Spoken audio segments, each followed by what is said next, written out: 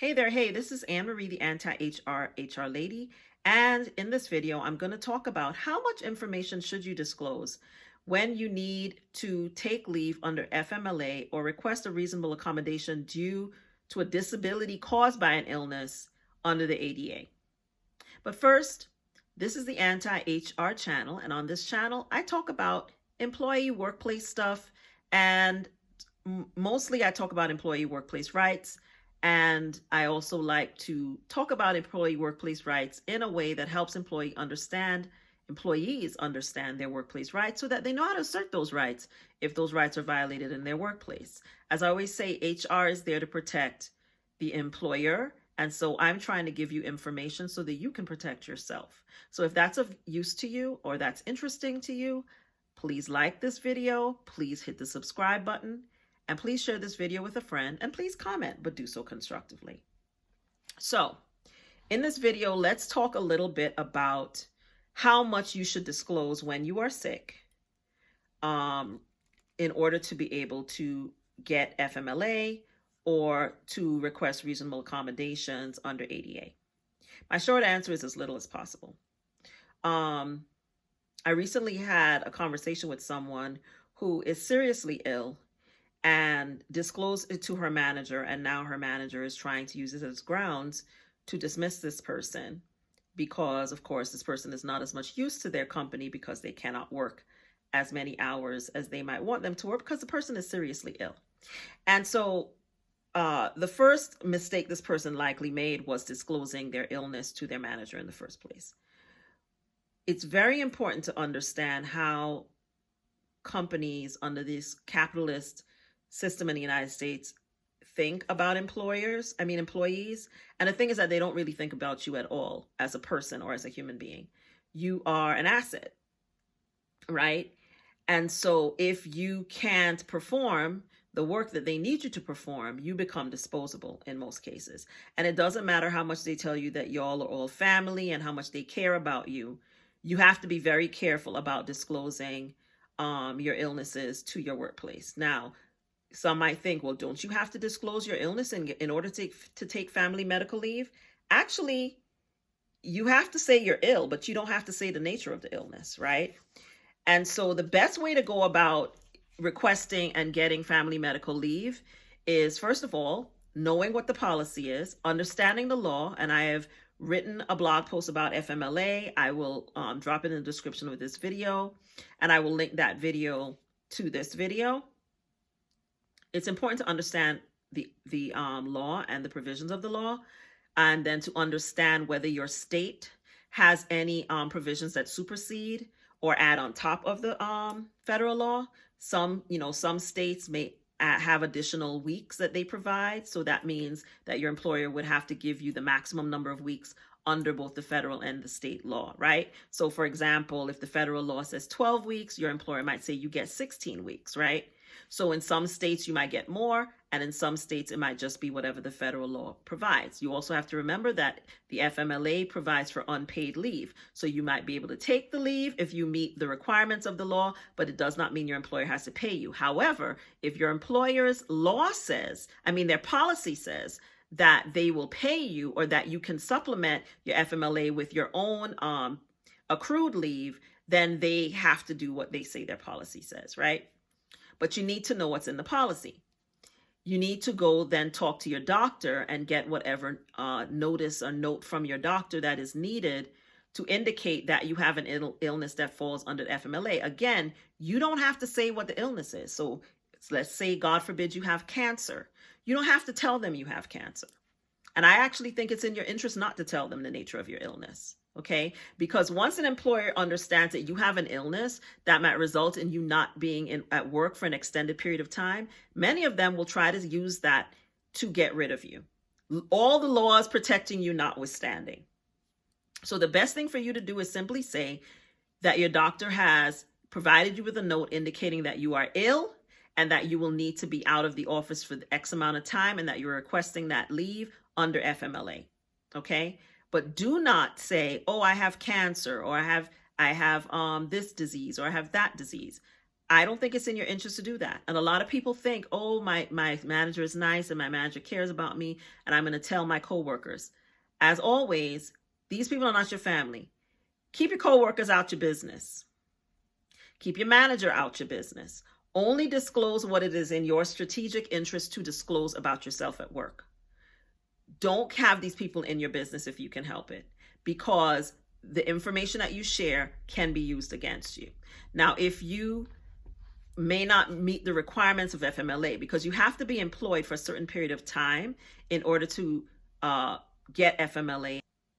However, a serious illness can also be treated as a disability in some cases, right? And I'm not giving legal advice here. You would want to make sure you consult your employee policy.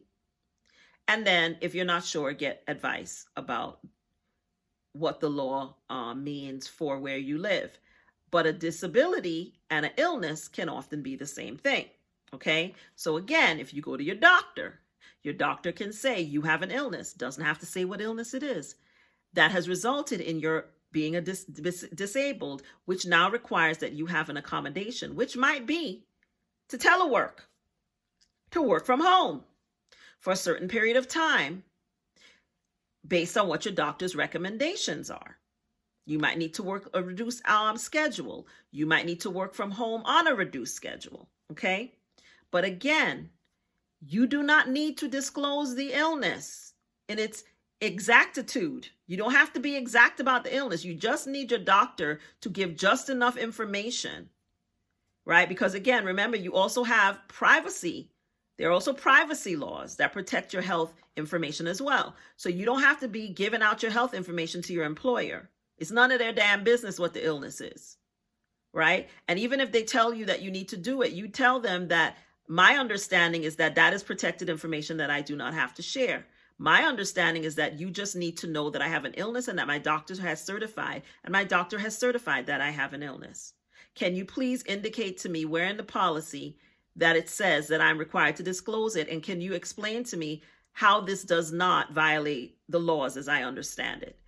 Do not just think you have to give people information because they say so, right? Because employers will lie to you. HR will lie to you, right? So I'm telling you, they don't have to know the nature of your illness. You don't have to disclose that to them. They need to know you're ill and that a doctor has agreed that you are ill and that a doctor has agreed that you have a disability, right? But they don't have a right to know all of your business. And so I just want to tell you guys, be very careful about what you disclose and how much you disclose. Be very careful about what you say at work about your personal business, especially when it comes to your health, because these things can come back and be used against you. I'll give you an example from my own personal experience. So I was negotiating my exit from a job, right? And before I decided to move forward with raising the issues I needed to raise to negotiate, I had disclosed to my supervisor that I needed to have knee surgery, right? And I'm not going to give too many details, but I basically said I needed to have knee surgery, right? And let's say I told the person that I thought that I was going to probably take some time off that February to have the knee surgery, right?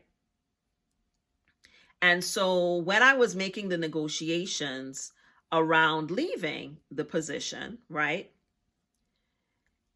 I asked to leave in, let's say, March, because my plan was to have the knee surgery and then return to work and then leave at the end of March, right? This woman, this Karen, knowing that I was going to need to have the knee surgery, insisted that my end date, let's say, should be January 30th.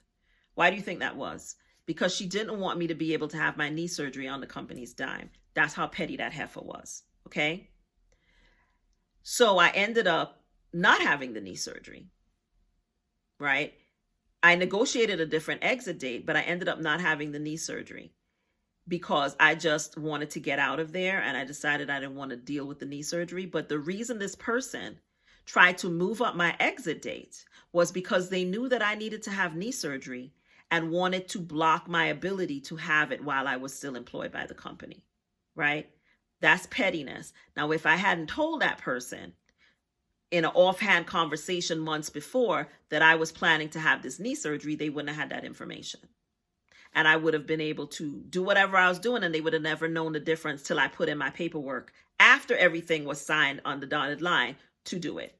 It's the same as if you decide that you're leaving a company for whatever reason. You got a new job, you're moving, whatever, but you have all this leave that you will lose if you don't take it. You don't tell your employer that you're leaving till you've already gotten your leave approved, right? So it's the same kind of principle. You only give the information that it is in your strategic interest to provide. They do not have a right to your private health information. They do not have a right to know the nature of your illness. They need to know you're ill because you have to have an illness in order to take FMLA, but that doesn't mean they need to know what the illness is, right? So always remember, you give the minimum amount of information you need to give to comply with a policy, not the maximum amount, the minimum amount of information you need to provide to comply with a policy, and make sure that the policy doesn't sound like it is violating the requirements of your understanding of the law. Because if it does, you need to go get advice before you comply. So if they have a policy that says they have to know exactly what the illness is, that's a red flag. They need to know you're ill. They need a doctor to certify that you are ill. They don't necessarily need to know the nature of the illness. So my advice is, if you have an illness, especially a serious illness that's going to be debilitating and require that you be out of the office for an extended period of time, the first person to consult with is your doctor. Get advice. Get them to write a note for you. Consult your company's policies. Before you even go to HR, consult your company's policy. Read it in its entirety. Even ask HR questions about it before you even formally put in your request. Okay? Once you have a clear understanding, you make sure you put in your request in compliance with what is in the policy. And you present all your stuff in compliance with the policy, ensuring that it's also in compliance with the law as you understand it. Do not feel that you have to give them more information than they need to have to approve what you are requesting as written in the policy. Okay? Be very careful about sharing more information with your employer than you need to, because more likely than not, they could use that information against you, not in your interest. I hope this piece of advice and this tip is helpful. I hope this video is helpful. Feel free to share in the comments if you have questions or if you have something that you think would be helpful to benefit other people who might be in this situation. As always, as I always have to say, always remember that HR exists to protect the company, not you. You have to protect your own self. HR is not your enemy, but they're definitely not your friend. But I am. I'll see you in the next video. Bye.